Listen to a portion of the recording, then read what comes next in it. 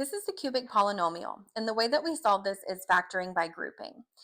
We are going to group together the first two terms and the last two terms, and we're going to look to see what they have in common. Between 2p cubed and negative 3p squared, they each have 2p's that we can go ahead and factor out. When we take out a 2p from 2p cubed, 2p squared, sorry, okay, hold on, sorry. Okay, they each have 2p's, that's p squared. So we're going to have 2p left over minus 3. Between 8p and negative 12, they each have a 4 that we can take out. So this is going to be 2p minus 3. When you do this, these should match every single time. If they don't, you've done something wrong or it doesn't factor this way.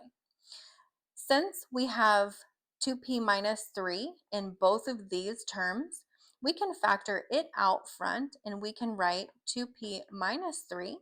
And then we write the remaining terms, which is p squared plus 4 inside the other set of parentheses.